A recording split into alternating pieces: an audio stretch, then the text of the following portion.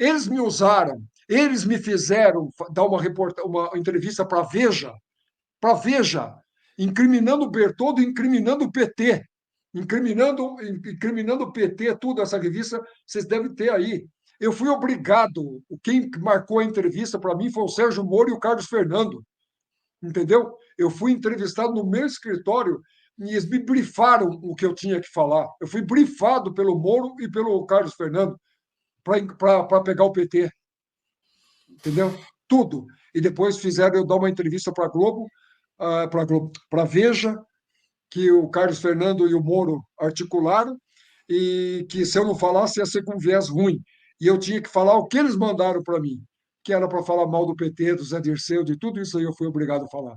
Entendeu? Botei o Bertoldo no meio, tive que falar o que eles mandaram eu falar naquela época. E eu localizei a entrevista que você concedeu à revista Veja, foi em 2006. Isso. E nessa entrevista você dizia que o José Dirceu pagava o mensalão do PMDB. Você foi coagido pelo Moro e pelo Carlos Fernando a dizer aquilo. Isso. Eu fui pautado para dizer isso. Esse repórter me ligou e falou: Tony, eu sou fulano de tal da Veja. Eu estou aqui no hotel tal, entendeu? E eu estou aqui e venho fazer uma entrevista com você a respeito do PT e dessas coisas que você trouxe envolvendo o Bertoldo, tal, esse negócio. Eu falei, tá. E o que você precisa? Não, eu preciso, eu preciso estar com você. Eu falei, mas o que nós vamos falar? Ele pegou e falou assim: veja, você está aí com o pessoal do Paraná e você sabe quem é que me pediu para fazer essa entrevista. Então, eu vou abreviar a coisa para você. Me receba aí, eu vou te colocar o que é. Eu vou poder fazer entrevista de duas maneiras. Ou com um viés, entendeu? Um viés bom para você, ou contrário a você, se você não quiser me dar entrevista. Eu acho que isso vai ficar ruim para você. Eu falei, tá bom. Eu recebi ele no escritório. Ele pega, vira para mim e fala: olha, nós temos que fazer entrevista, só que hoje eu vou brifar tudo com você, nós vamos fazer amanhã. E quem mandou eu fazer a entrevista, entendeu? Foram os seus amigos daqui. Eu falei, quem? O Sérgio Moro? Ele falou, Sérgio e o Carlos Fernando. Eu liguei para o Carlos Fernando. Eu falei, Carlos, eu estou com fulano de tal aqui e que está me falando da entrevista. E daí? Vocês falam para eu não falar, para eu falar, eu falo, o que eu faço? Entendeu? Ele pegou e falou assim: ah, eu acho que você deveria falar. Eu falei assim: tá, e o quê? O que vai ser abordado? Ele falou assim: não, ele vai conversar com você. Aí acabei o telefonema, né? Eu falei: tá, então vamos lá. Aí ele falou assim: nós temos que falar sobre isso daqui, sobre isso daqui, sobre isso daqui, sobre isso daqui. E aí foi botando na minha boca o que eles queriam saber, o que o Carlos Fernando tinha falado, entendeu? O que o Moro tinha falado e o que eu deveria falar. Eu fiz essa entrevista, eles foram no meu escritório, tiraram uma fotografia terrível que me fizeram pousar daquele jeito. Tudo eu tive que fazer do jeito que eles queriam. Eu tive que ficar quieto, entendeu? Eu tive que fazer aquilo e falar, brifado por eles, o que eu tinha que falar. Eu fui brifado para a entrevista. A matéria que eu fiz, o jornalista dá uma abertura falando o que é. A partir do momento ele entra na história do Bertoldo, como que usava o avião para fazer isso daqui. O Bertoldo tinha sido indicado para Conselho de Itaipu. Para Itaipu como conselheiro, tem sido indicado pelo Zé Dirceu, e isso daqui. Aí fizeram toda a narrativa que eu deveria seguir. E eu fiz a entrevista e falei o que eles queriam, porque eu não Você podia tinha sair alguma fora do prova do que contexto. você falava, não? Ou era só Não, uma. Você tinha alguma prova não, daquilo? nada.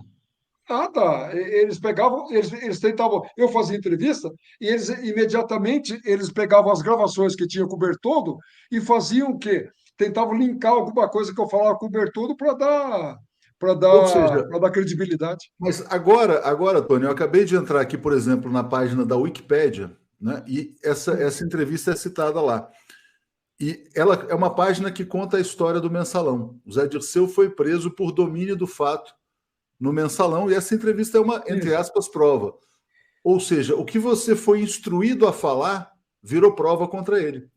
Pelando. Isso, essa capa da Veja aí. Essa capa da Veja aí.